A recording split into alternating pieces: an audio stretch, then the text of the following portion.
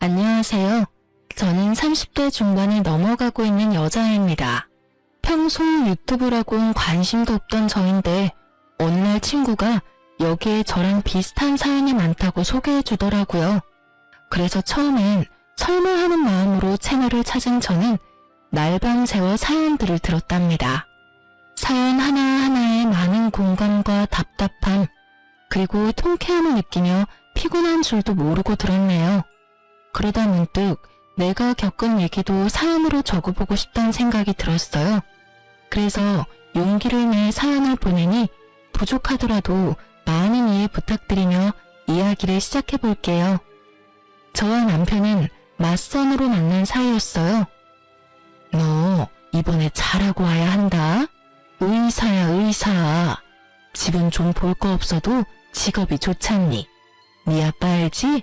의사, 검사, 판사, 사자 사위 기다리는 거. 웬만큼 괜찮다 싶으면 그냥 결혼해. 네 나이도 곧 30 중반이야. 너 나이 더 먹으면 초혼자리는 힘들어 얘? 엄마의 지겨운 잔소리를 들으며 나간 맞선 자리. 기대라곤 눈꼽만큼도 하지 않았던 저입니다.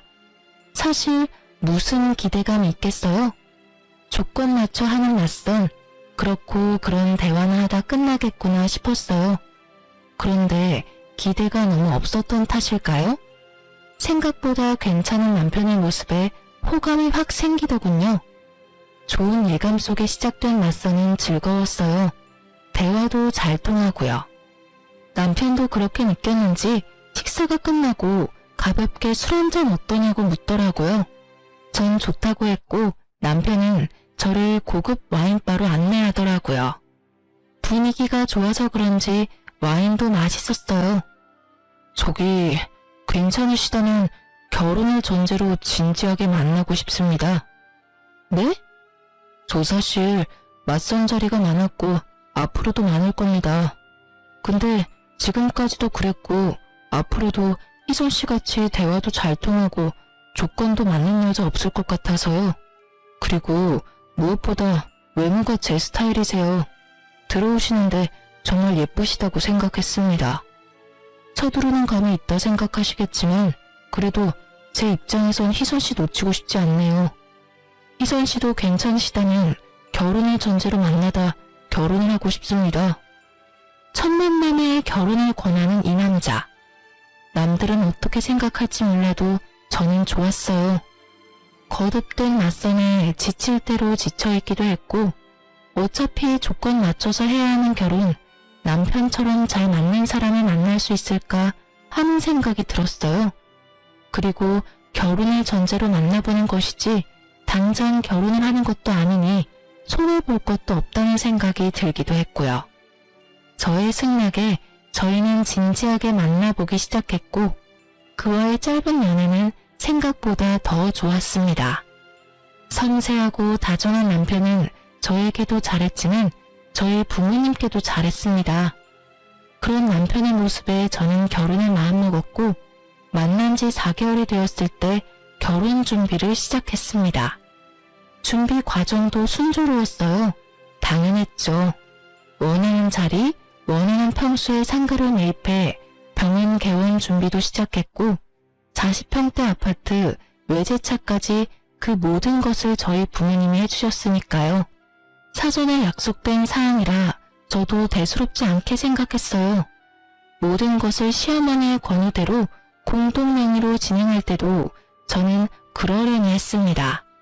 그 당시 저는 당연히 이혼을 생각지도 않았고 그렇게 명예 문제로 얼굴을 붉히기 싫었으니까요.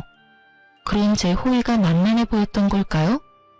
연애 시절 시어머니는 다정하진 않으셨어도 사람을 귀찮게 하는 사람은 아니었어요. 오히려 무관심에 가까웠죠. 생전 먼저 연락을 하시는 일도 없었고 어쩌다 통화를 하게 돼도 용건만 간단히 말하시고 끊으시곤 했어요. 하지만 결혼을 하고 난 뒤 어머님은 완전히 다른 사람이 되어 있었습니다. 희선아, 오늘 퇴근 몇 시에 하니? 저 오늘은 일찍 퇴근해요 어머님. 한 5시쯤이요. 잘 됐구나.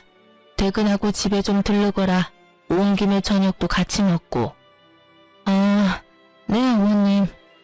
신혼여행에서 돌아와 첫 출근을 한 날 저는 어머님의 호출에 시댁으로 향했습니다. 갑작스런 호출에 당황스럽긴 했지만 혼자 계신 시어머님이 많이 적적하신가 보다 했습니다. 시아버지는 남편이 어릴 때 돌아가셨고요. 어머님, 저 왔어요. 그래 왔니? 와서 이것 좀 거들어라. 저를 기다리고 있던 것은 거대한 대야에 담긴 이불 빨래였어요. 대야가 얼마나 큰지 거짓말 못해서 욕조만 하더군요. 순간 친정에서도 해보지 않은 이불 빨래를 왜 내가 해야 하지? 하는 생각이 스쳤지만 일단 왔으니 시키는 대로 해보자는 생각이 들었어요. 시어머니 혼자 낑낑대며 이불을 밟고 계시는 모습이 안쓰럽기도 했고요. 그렇게 이불 빨래를 마치고 집으로 돌아왔어요. 저녁까지 먹고 가시길 원하는 눈치였지만 힘들어서 밥은커녕 그저 눕고 싶은 마음뿐이었거든요. 집으로 돌아온 저는 땀범벅이 된 몸을 빨리 씻고 침대에 누워 쉬고 있었어요. 마침 퇴근하고 돌아온 남편이 죽어가는 저를 보고 깜짝 놀라선 다가왔어요. 여보, 어디 아파? 얼굴이 왜 그래? 아, 오늘 너무 힘들었어. 오랜만에 출근해서 그래? 그러게, 이제 어린이집은 그만두라니까. 저는 당시에 10년차 어린이집 선생님이었어요. 어릴 때부터 어린이집 선생님이 꿈이었던 터라 대학도 유아교육과를 졸업했고 처음 취업을 한 어린이집에서 쭉 아이들을 보살피고 있었어요. 저는 제 직업에 대한 자긍심이 강했고 이제 편히 쉬길 원하는 남편의 권유에도 불구하고 전 일을 하고 있었어요. 일은 몸에 익어서 힘들 것도 없어. 가끔 정신이 힘든 거지. 그럼? 지금 당신 얼굴에 핏기 하나 없이 창백해. 오늘 어머님 댁에 불려가서 이불 빨래 엄청나게 해서 그래. 한 3시간은 안 쉬고 빨래만 밟았어. 뭐? 남편은 당장이라도 시어머님께 전화라도 할 요량으로 휴대전화를 꺼내들었고 저는 필사적으로 말렸어요. 뭐하게? 어머님께 전화하게? 전화해서 앞으로는 그러지 말라고 해야지. 아, 됐어. 당신이 그러면 내가 뭐가 돼? 괜히 힘들게 일하고 욕까지 듣게 만들지 말고 다리나 좀 만져주라, 응? 어디? 여기? 거기. 저도 고단했지만 마찬가지로 고단했을 남편이 밤늦게까지 제 다리를 주물러주는 모습을 보니 역시 결혼하길 잘했다고 생각했어요. 그 뒤로도 시어머님은 적게는 일주일에 1번, 많게는 일주일에 4번을 저를 불러 잡일을 시키더군요.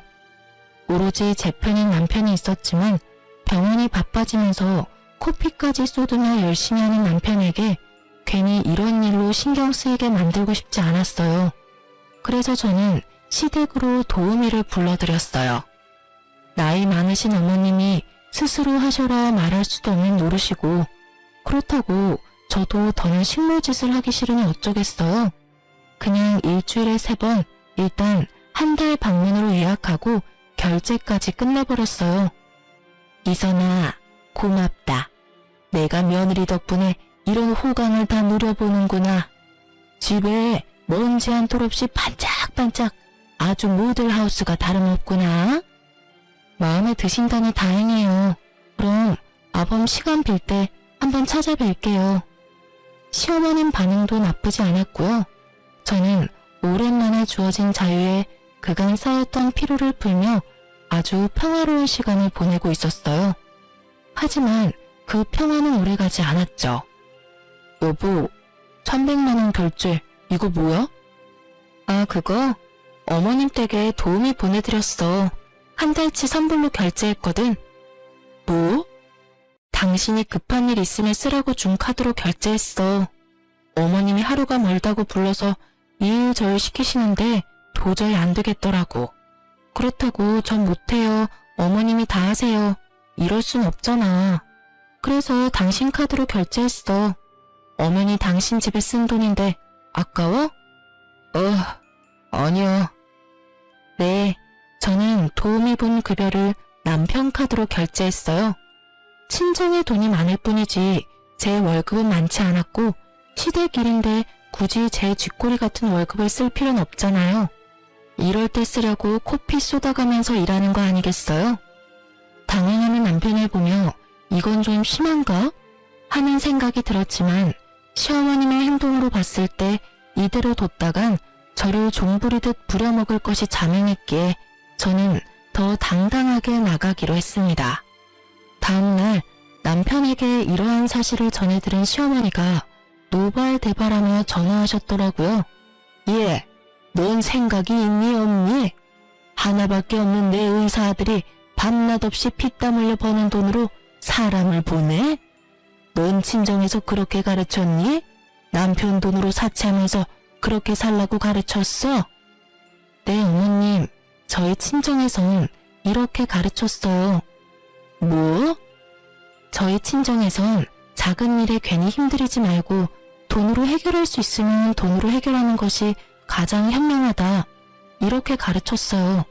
그래서 전 가르친 대로 아범 돈으로 도움이 불러드렸고요. 어머님 말씀대로 하나밖에 없는 의사아들이 밤낮 없이 피땀 흘려 돈을 버는 이유가 뭐겠어요? 다 자기랑 자기 가족 잘 먹고 잘 살려고 그러는 거 아니겠어요?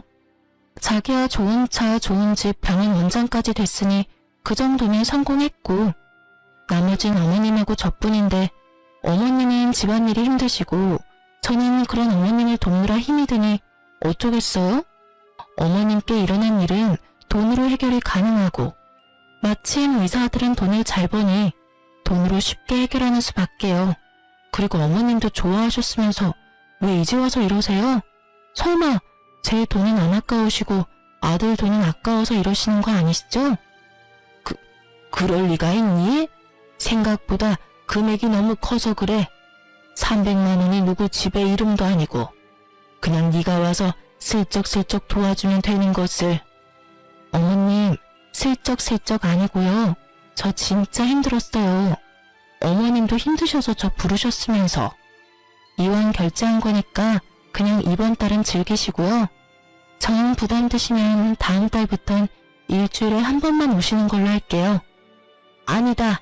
다음 달부턴 부르지 말어. 지금 오는 것도 당장 그만 오게 해라. 환불해.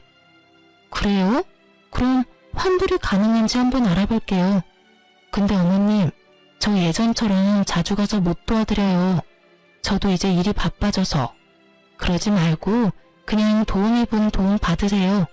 일주일에 한 번이면 금액도 크지 않아요, 어머님. 됐다. 너도 부를 일 없을 테니 빨리 환불이나 해. 이렇게 첫 번째 시어머님과의 전쟁은 저의 승리로 끝이 났습니다. 그날 이후 시어머님은 저를 부르지 않았어요. 그야말로 평화로운 날의 연속이었죠. 시댁 때문에 스트레스 받을 일이 없으니 남편에게 더 잘하게 되고 저에게 대접받은 남편은 더욱 힘내서 병원을 꾸려나갔어요. 그러면서도 쉬는 날이면 저와 산책도 하고 좋은 곳에서 외식도 하곤 했어요. 더할 나위 없이 행복했어요. 제가 꿈꾸던 결혼 생활이었죠. 물론 일주일에 한두 번은 시어머님께 안부 전화도 드렸어요. 그때마다 시어머님의 목소리가 좋진 않았지만 크게 신경 쓰지 않았어요. 그저 아직 많이 섭섭하신가 보다 하고 생각했어요. 그러던 어느 날 남편이 달력을 보다 화들짝 놀라며 저를 부르더군요. 여보. 왜 그래? 내일 아버지 제사야. 어쩌지? 어쩌긴 어째.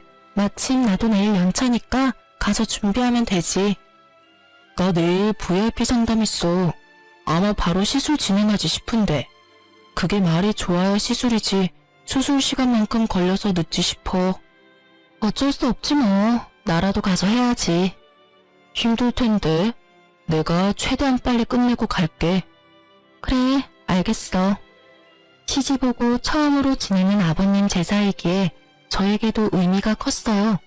거기에다 어머님 기분도 좀 풀어드릴 겸 혼자 인터넷에 검색을 해가며 장을 봐서 시댁으로 갔어요. 어머님, 저 왔어요. 왔니? 어머님, 어디 아프세요? 어머님은 마스크를 끼고 누워 계셨어요. 머리엔 젖은 수건도 한 장 올리시고요. 말할 기운도 없으셨는지 기침 소리를 내면서 말했죠. 몸살이 왔는지 안 아픈 곳이 없구나. 열도 나는 것 같고. 어머, 어떡해요. 병원 다녀오셨어요? 그럼 약도 얼마나 독한지 정신이 몽롱한 게 어지러워서 누워있었어. 약 기운이 퍼져서 그러는가 봐요. 한숨 주무세요.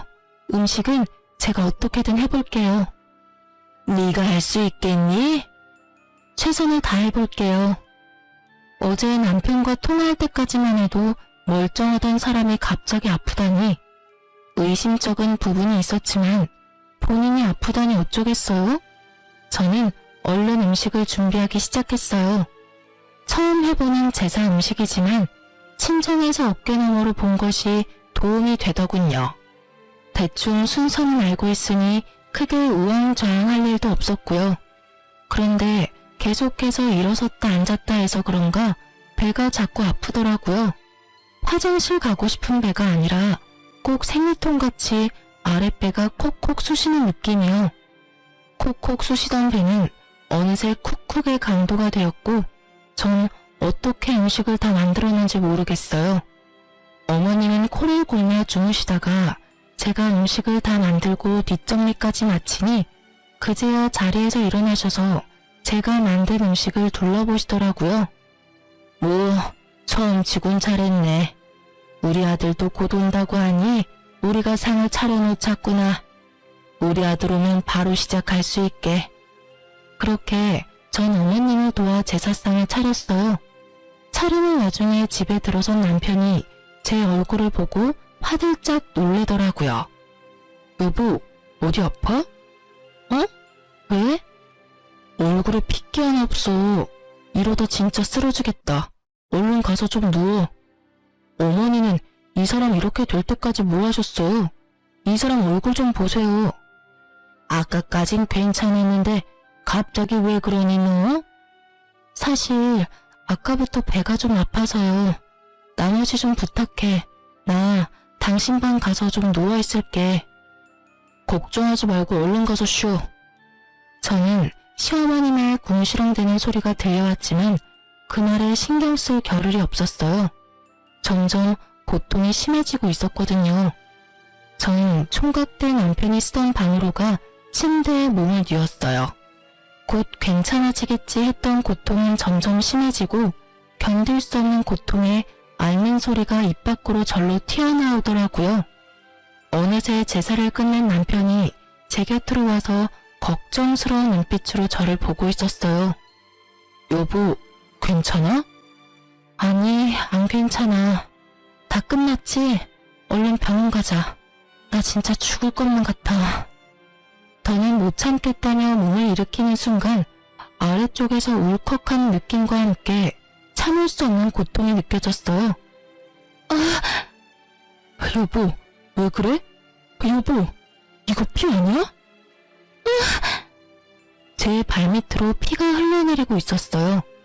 저는 급히 병원으로 이송되었고 정신을 잃었어요. 정신을 차렸을 땐 병실이었어요. 저의 손을 잡고 울고 있는 남편과 그 옆에 앉아있는 시모가 보였어요.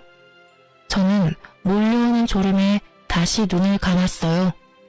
등신, 상등신, 어떻게 자기 몸에 애가 들어선 줄도 모르고. 어머니, 그만하세요. 졸음이 몰려왔을 뿐이지 잠이 든 건 아니었기에 전 모든 얘기를 듣고 있었죠. 임신을 했었다는 사실과 유산을 했다는 사실도 충격이었지만 시어머니의 말이 더 충격이었어요. 당장이라도 일어나서 어떻게 말씀을 그렇게 하시냐 따지고 싶었지만 더 들어보기로 했어요. 그만하긴 뭘 그만해? 어디 내가 틀린 말 했니? 여자가 어떻게 자기 뱃속에 아기가 생긴 줄도 몰라? 아니, 몰랐다고 쳐. 아무리 그렇다고 한들 배가 그렇게 이상하고 아프면 빨리 병원에 갔어야지. 미련스럽게 그걸 다 참고 결국 이 사달을 내? 존귀한 집의 유산이 웬 말이냐? 혹시라도 아들이었으면 원통에서 어째? 저 등신 같은 게 곰처럼 미련해서는 하여튼 하나부터 열까지 마음에 드는 구석이 없어. 마음에 드는 구석이. 남편도 충격이 큰지 아무 말도 하지 않더라고요. 그 뒤로도 온갖 모욕적인 말들이 시어머님 입을 통해 흘러나왔지만 그 목소리가 점점 흐릿해지더니 약기운에 잠이 들었는지 눈을 떠보니 아무도 없더군요. 그저 눈물이 흘러나왔습니다. 아기를 잃은 것도 하늘이 무너질 것만 같은데 왜 제가 그런 소리를 들어야 하는지 이해할 수도 없고 이해하고 싶지도 않았어요. 그렇게 하염없이 눈물만 흘리고 있는데 신랑이 들어오더라고요. 여보, 언제 일어났어? 괜찮아? 내가 왜 그런 얘기를 들어야 해? 응? 그게 무슨 말이야? 내가 왜 그런 얘기를 들어야 하냐고. 나 어제 어머님 하시는 말 다 들었어. 제 말에 크게 당황한 남편이 안절부절 못하다가 저를 꼭 안아줬어요. 내가 다 미안해. 그렇지 않아도 많이 놀라고 힘들 텐데 그런 말까지 듣게 해서. 어머님도 많이 속상하셔서 그래. 말은 안 했지만 손주 기다리신 눈치였어. 내가 앞으로 더 잘할 테니까 다 잊어. 힘들겠지만 다 잊고 새로 시작하자. 그런 말을 들었는데 어떻게 잊어. 난 앞으로 어머님 뵐 자신 없어.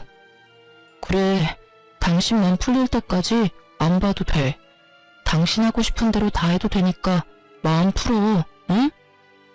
당신한텐 미안해. 당신도 아기 기다렸을 거 아니야. 아니야, 난 아기보다 당신이 더 소중해.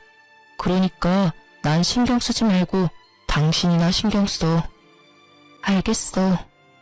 전 남편의 다정한 위로 덕분에 빨리 자리를 털고 일어날 수 있었어요. 늘 바쁜 남편이었지만 틈틈이 전화와 문자로 저를 신경 써주곤 했어요. 가끔 쉬는 날이면 친정에 같이 가서 하룻밤 자고 오는 날도 있었고요. 정신이 없는 저를 대신해 친정도 잘 챙겨왔더라고요. 지극정성으로 잘하는 남편을 보니 저도 화가 많이 누그러들었어요. 그리고 저도 시어머님께 연락 한 통 안 했지만 시모도 저에게 연락 한 통 없으신 걸 보니 많이 미안해서 그러신가 보다 하고 생각했죠. 그래서 저는 2번 다시 보지 않겠다던 제 다짐을 굽히고 다가오는 제사에 시댁으로 가기로 했어요. 다음 주 또 제사 있지? 그땐 나도 갈게. 정말? 그래, 당신이 이렇게나 노력하는데 나도 노력해야지. 정말이지? 고마워. 여보, 그렇지 않아도 어머니가 많이 미안해하고 계셔. 그땐 너무 속상해서 그랬다고. 앞으로 내가 더 잘할 테니까 당신도 앞으로. 알겠어. 우리 진짜 잘 살자. 물론이지. 어린아이처럼 기뻐하는 남편을 보며 저는 마음을 돌려놓길 잘했다고 생각했어요. 그날이 오기 전까진요. 시간은 빠르게 흘러 제삿날이 되었고 전 시댁으로 향했어요. 배를 누르려는데 대문이 열려있길래 전 그냥 문을 열고 들어갔어요. 낮 동안은 현관문은 잠그지 않고 계시는 걸 알던 터라 현관문을 열고 들어갔어요. 어머님, 저 왔어요. 왔니? 웃으며 TV를 보던 시어머님은 저를 보더니 굳은 표정으로 갑자기 마스크를 끼셨어요. 그리고 어색하게 짝이 없는 연기를 하시더라고요. 아이고, 머리야, 몸이야. 왜 그러세요? 또 아프세요? 비아냥거리는 제 물음에도 어머님은 꿋꿋하게 연기를 이어나가셨어요. 그러게나 말이다. 저번에 그런 일도 있고 이번에는 나도 좀 거들려고 했는데 도저히 안 될 것 같아. 눈에 뻔히 보이는 연기에 저는 그저 웃음만 났어요. 아, 그러세요? 어쩔 수 없죠. 쉬세요. 그래도 될까? 그럼 부탁 좀 하마. 저는 이제서야 명확해졌어요. 시어머님은 저한테 미안한 것이 전혀 없는 사람이라는 것을요. 그리고 제가 아무리 노력한다고 한들 바뀔 사람이 아니라는 것을요. 전 휴대전화를 꺼내 엄마에게 전화했어요. 여보세요? 엄마 난데 오늘 여사님 계시지? 늘 계시지. 여사님은 왜? 내가 주소 보내줄 테니까 그리로 여사님 좀 보내줘. 급하게 제사 음식 준비해야 하는데 나 혼자는 무리야. 이런 일까지 부탁해서 미안하다고 꼭 전해주고. 그런 걱정하지 말고 주소나 보내. 그런 사실 알면 내가 가지 말라고 해도 여사님이 간다고 난리치실 게다. 고마워. 문자 바로 보낼게. 그렇게 불이 나게 오신 여사님은 저의 부탁에 따라 재료를 다듬어 주셨어요. 부치고 삶고 굽고 끓이는 것은 제가 하고요. 여사님께서는 다 해주신다고 했지만 그래도 제사 음식인데 제 손으로 마무리하고 싶었어요. 시어머님은 미워도 남편은 사랑했으니까요. 마지막 탕국에 불을 껐을 때 시어머님은 하품이 늘어지게 하며 방에서 나오시더군요. 다 했니? 어머, 누구세요? 전 시어머님의 말을 무시하고 여사님을 먼저 돌려보냈어요. 여사님, 고생 많으셨어요. 밖에 택시 기다리니까 빨리 가보세요. 여긴 제가 알아서 할게요. 감사해요. 여사님이 돌아가신 후 시어머님은 저를 붙잡고 불같이 화를 내시기 시작했어요. 너 설마 제사 음식을 딴 사람 손에 맡겼니? 네, 도저히 저 혼자서는 못해서요. 너 제정신이니? 어떻게 다른 것도 아니고 제사 음식을 남의 손에 맡겨? 제가 큰 잘못을 한 것이었을까요? 전 아무리 생각해도 제가 잘못한 것을 모르겠더라고요. 그래서 전 참지 않고 할 말을 했습니다. 그러면 어떡해요? 어머님은 너무 편찮으셔서 손가락 하나 까딱하실 힘도 없으시고 저도 유산하고 망가진 몸이 아직 돌아오지도 않았어요. 그렇다고 제사를 미룰 수도 없는 노릇이니까요. 하나부터 열까지 다 여사님께서 다 해주신다는 거 그건 아닌 것 같아서 재료 손질만 부탁드렸어요. 그것도 그렇게 큰 잘못인가요? 밉다고 하니까 미운 짓만 골라서 하는구나. 막말로 아까 그 아줌마가 재료만 손질해줬는지 아닌지 내가 어떻게 아니?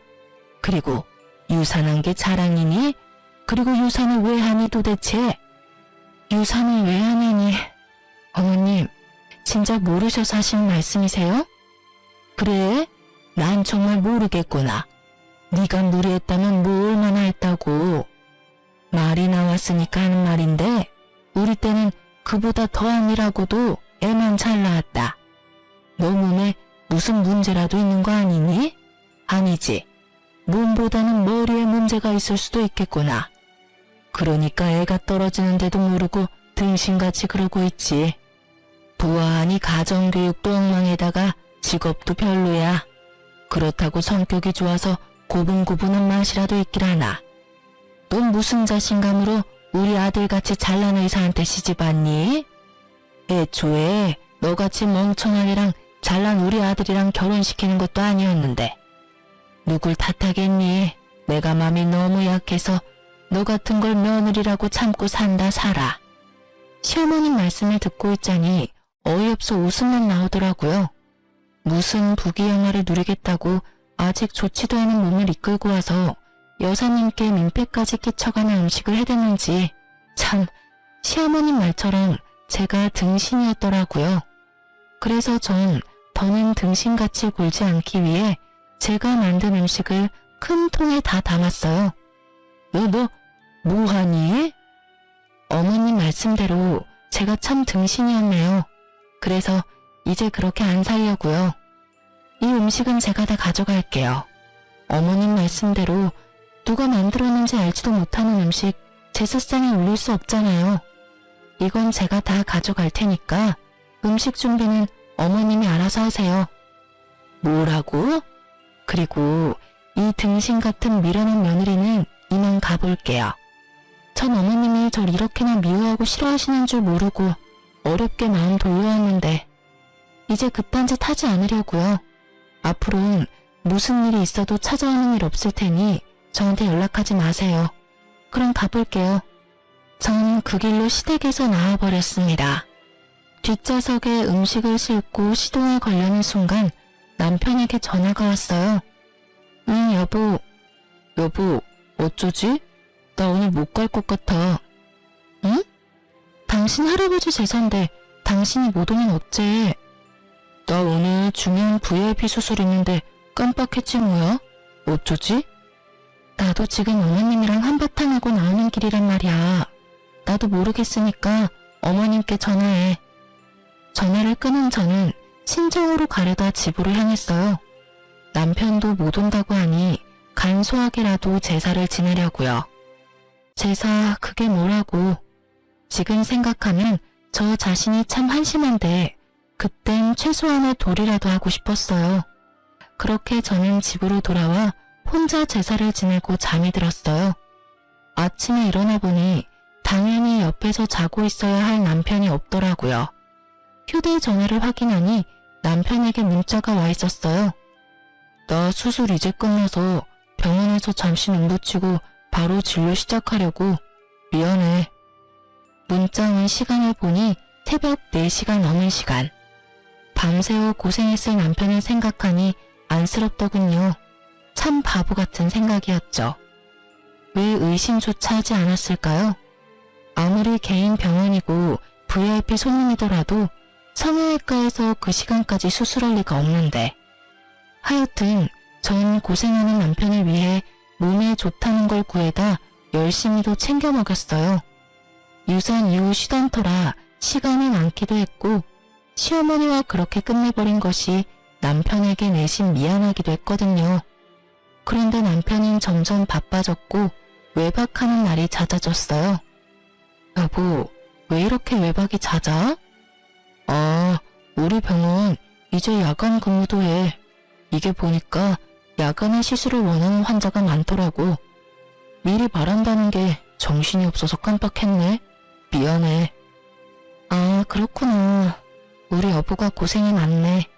어머님 일은 됐어. 당신은 이제 어머니한테 신경 쓰지 마. 두 사람 만났다면 싸우니까 나도 곤란하고 힘들었는데 차라리 잘 됐다고 생각하자. 그냥 당신은 당신 몸 잘 추스르고 친정에 신경 더 써드려. 알겠어. 오늘도 늦어? 아마 못 들어올 거야. 페이닥터라도 구하고 싶은데 아직 그 정도까진 무리라서 한동안은 내가 다 해야 할 것 같아. 고생해. 외박이 잦아지니 저도 의심이 되긴 했지만 병원 때문이라 하니 그런 줄만 알았어요. 집에 와서 잠만 자고 나가는 날들이 많아지고 가끔 집에서 쉬는 날에도 잠만 자더라고요. 대화는 사라지고 남편의 다정한 모습은 점점 사라졌어요. 아니, 사라졌을 뿐 아니라 변해갔어요. 당신 살쪘어? 나? 그런가? 아닐 텐데. 왜? 나 돼지 같아? 아니, 그 정도는 아닌데 관리 좀 해야겠다. 살도 좀 찐 것 같고 피부도 처지는 것 같네. 그래? 마사지라도 받아야겠다. 당신 카드 좀 쓸게. 당신 돈 없어? 병원에 기계 새로 들여서 나도 힘들어. 아, 나도 고정적으로 나가는 게 있으니까. 아, 알겠어. 내 돈으로 알아서 할게. 일을 쉬고 있으니 수입은 없는데 생활비부터 시댁 용돈까지 다 제 통장에서 나가니까 순식간에 통장 잔액이 비더라고요. 결혼 초반엔 신랑도 수입이 일정치 않았으니 제가 모든 걸 맡아서 해결했었거든요. 아무것도 모르는 남편이 그런 식으로 말하니 섭섭하긴 했지만 남편도 오죽 힘들면 저럴까.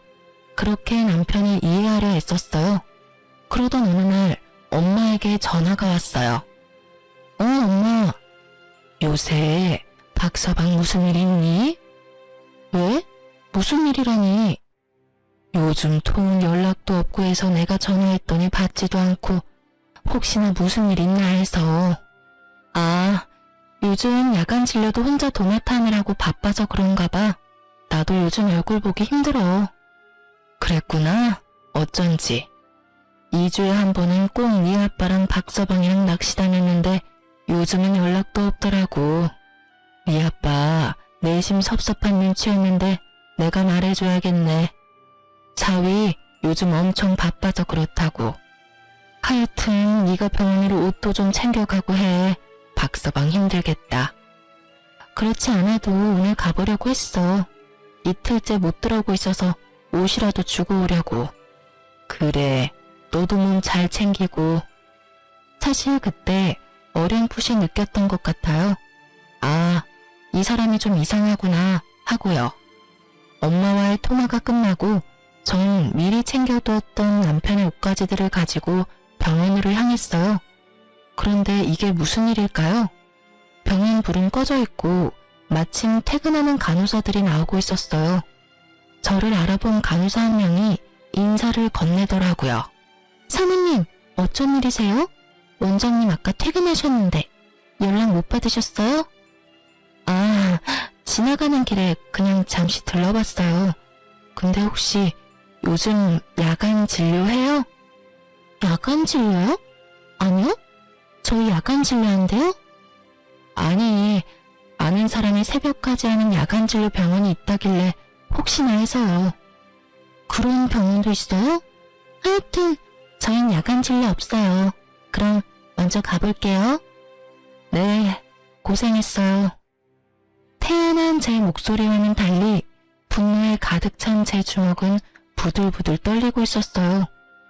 대체 어디서부터 어디까지 거짓이었는지 감도 잡히지 않았어요. 머릿속엔 온갖 더러운 상상들이 뒤섞이며 집까지 어떻게 온 줄도 모르겠더라고요. 그저 정신을 차려보니 남편은 침대에서 자고 있고 전 남편의 휴대전화를 보고 있었어요. 다행히 비밀번호는 바뀌지 않았더라고요. 업무적인 문자들 사이 유난히 눈에 띄는 문자가 있었어요. 하 사장님. 그녀와 주고받은 문자를 보는데 눈물이 흘러나왔어요. 보고 싶다, 사랑한다, 어젯밤 너무 좋았다 등등. 사랑하는 연인들이 나눌 법한 내용이었어요. 내용보다 더 기가 막힌 건 문자를 주고받은 날짜였어요. 처음 사적인 문자를 주고받은 건 아버님의 제삿날, 즉 제가 임신한 줄도 모르고 혼자 제사상을 차리다 불쌍한 아기를 하늘나라로 보낸 날이었어요. 그날부터 두 사람의 사적인 문자가 시작되었더라고요. 처음은 정말 환자와 의사 사이에 주고받을 수 있는 간단한 인사치레였어요. 하지만 점점 애정이 묻어나기 시작하더니 결국 사랑한다는 말이 오가더라고요. 그 기점이 할아버지의 제삿날이더라고요. 다른 여자랑 침대에서 그딴 더러운 짓이나 하는 줄도 모르고 전 땀 뻘뻘 흘려가며 제사상이나 차렸다고 생각하니 피가 거꾸로 솟았어요. 전 하 사장의 번호를 적어두고 주고받은 문자를 동영상으로 촬영했어요. 혹시 모르는 상황을 위해 증거를 남겨야 했으니까요. 그리고 세상 모르고 자는 남편을 깨웠어요. 일어나. 일어나라고. 뭐야. 신경질적으로 잠에서 깬 남편은 제 손에 들린 자신의 핸드폰을 보고 어떤 상황인 줄 눈치를 챈 듯 했어요. 잘못했다고 싹싹 빌 거라는 제 예상과는 달리 남편은 당당하더군요. 그렇지 않아도 얘기하려고 했는데 그걸 못 참고 휴대폰까지 뒤졌어. 그래, 맞아. 나 다른 사람 생겼어. 우리 이혼하자. 뭐? 당신 뭐가 그렇게 당당해? 이혼? 그게 당신 입에서 나올 말이야? 최소한 미안하다는 말이라도 해야 하는 거 아니야? 그래. 미안해. 그러니까 이혼하자. 한숨을 내쉬며 마지못해 사과하는 남편을 보며 참을 수 없는 분노를 느낀 저는 있는 힘껏 남편의 뺨을 내리쳤어요. 이제 됐지? 일단 나 오늘은 나가서 잘게. 흥분 좀 가라앉히면 연락해. 한 대 맞아줬으니 만족하냐는 표정의 남편은 그대로 집을 나가버렸습니다. 그야말로 억장이 무너진다는 것이 이런 심정이었을까요? 전 그대로 자리에 주저앉아 남편이 나간 문을 보며 울었어요. 소리도 질렀다가 숨죽여 흐느끼다가 문득 그러고 있는 제가 한심히 웃었다가 그렇게 미쳐가다 보니 해가 떠오르더라고요. 붉게 빛을 내며 뜨는 해를 보니 제가 처한 상황이 실감이 나며 정신이 번쩍 들었어요. 이러고 있을 때가 아니지 하고요. 일단 전 시어머님께 해주던 금전적인 지원을 다 끊었어요. 마침 한 달치 용돈을 드리던 날이었는데 자동이체를 취소했어요. 돈이 들어올 때가 됐는데 들어오지 않으니 시모한테서 전화가 계속해서 오더라고요. 계속 울리던 전화가 잠잠하다 싶더니 집으로 직접 찾아오셨더라고요. 비밀번호는 어떻게 알았는지 당당하게 문까지 열고 저를 노려보고 계셨어요. 남편이고 시어머님이고 뭐가 저리 당당한지 헛웃음이 나더라고요. 너 지금 웃니? 울 순 없어서요. 무슨 일이세요? 너 왜 전화 안 받니? 그리고 돈을 왜 안 붙이니? 오늘 돈 붙이는 날인 거 잊었니? 시댁에 할 도리를 못하면 돈이라도 제때 보내야 할 거 아니냐? 어머님, 저한테 돈 맡겨두셨어요? 그게 왜 네 돈이야? 엄연히 내 아들 돈이지. 아니요. 이때껏 어머님 드린 용돈, 그거 제 돈으로 드린 거였어요. 어찌 되었든 그 돈이 그 돈 아니니. 됐고 얼른 돈이나 붙이거라. 제가 왜요? 저 돈 없어요. 저의 태도에 시어머님은 노발대발 저한테 화를 내더라고요. 저는 그러든가 말든가 남편에게 전화를 걸어 얼른 집으로 오라고 했죠. 시어머님은 그런 저를 보며 더욱 언성을 높이며 호통을 쳐댔지만 전 아무런 대꾸도 하지 않고 그저 보고만 있었어요. 근처에 있었는지 남편이 빨리도 왔더라고요. 당신 어머님 좀 데리고 가줄래? 나한테 돈 내놓으라고 하는데 내가 참 어이가 없어서. 내가 당신 집안 ATM 기기야? 왜 나한테 와서 돈을 달래? 어머니, 가세요. 저년 저거 말하는 꼴 좀 봐라. 아들 너 진짜 저딴 년이랑 살아야겠니? 참나. 당신도 들었지? 내가 이딴 취급까지 받았는데 순순히 이혼해 줄 것 같아? 이혼? 이혼이라니 무슨 말이니? 나가서 말씀드릴 테니 얼른 나오세요. 다시는 찾아오지도 마시고요. 얼른 모시고 가. 이 이상 선 넘으면 죽을 때까지 이혼 안 해줄 테니까 그렇게 알고. 저의 협박과도 같은 으름장에 남편은 시어머님을 끌고 가다시피 데리고 나갔어요. 저는 다시 정신을 차리고 적어두었던 내연녀의 번호를 찾아 전화를 걸었어요. 저의 전화를 받은 그 여자는 많이 당황하더라고요. 저 역시 당황스러웠어요.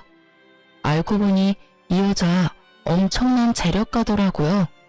남편이 당당한 것엔 이유가 있었어요. 거기에다 남편이 이미 이혼을 마친 돌싱남으로 알고 있었어요. 산 넘어 산이라더니. 남편의 거짓말은 어디까지일까요? 제가 알던 남편은 대체 누구였던 걸까요? 전 온몸에 소름이 끼치더라고요. 그러면서 요수가 떠올랐어요. 그날 저녁 저의 호출에 남편이 집으로 왔어요. 당신 이미 이혼했다고 거짓말했다며? 당신이 그걸 어떻게... 설마 그 여자랑 통화했어? 그럼 내가 그 문자도 다 봤는데 전화번호도 안 적어뒀을 거라 생각했어? 미쳤어? 그 사람한테 뭐라고 했어? 설마 다 말한 건 아니지? 미치긴 당신이 미쳤네. 아직도 상황 판단이 안 돼? 어디서 큰 소리야? 무릎 꿇고 빌어도 될까 말까 하는 상황에. 원하는 게 뭐야? 집, 차, 병원, 결혼할 때 우리 집에서 해줬던 모든 거 다 내 명의로 바꿔. 병원은 그냥 당신이 나한테 비싸게 사. 어차피 의사질은 계속 해야 할 거 아니야. 그리고 위자료도 내놔. 이때까지 내가 당신 집에 지원했던 생활비까지 다 포함해서. 뭐? 그 여자도 돈 많은 것 같은데? 괜한 작은 거에 미련 가지다 큰 거 놓치지 말고 그냥 다 내려놓고 그 여자한테로 가. 따져보면 손해보는 짓은 아닐 텐데. 진짜 그렇게 해주면 이혼해 줄 거야?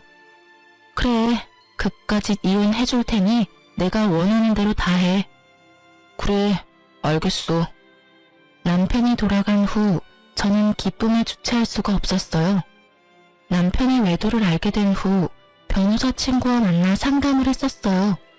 변호사 친구의 말이 위자료는 당연히 받을 수 있는 상황이지만 나머지는 힘들다고 했었거든요.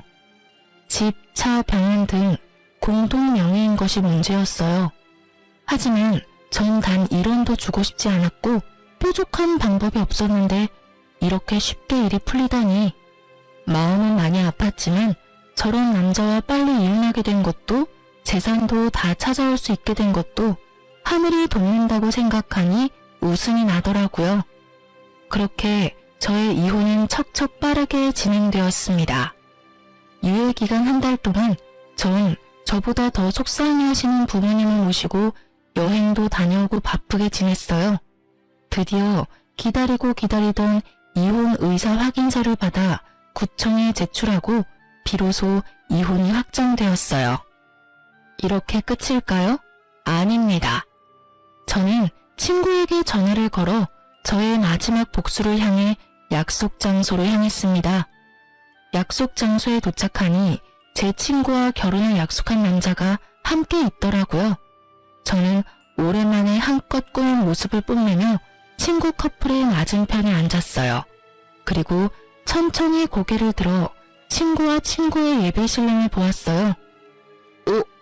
당신 어떻게... 자기야, 희선이랑 아는 사이야? 그래요. 친구의 예비 신랑은 저와 오늘 이혼한 저의 전 남편이었어요. 귀신이라도 본 사람처럼 얼굴이 백지장이 된 전 남편과 그런 전 남편을 보며 웃고 있는 친구와 나. 그 짜릿함이 아직도 생생하네요.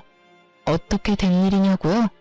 내연 영화의 통화를 위해 전화를 건 저는 전화번호의 주인이 제 친구라는 것을 알게 됐어요.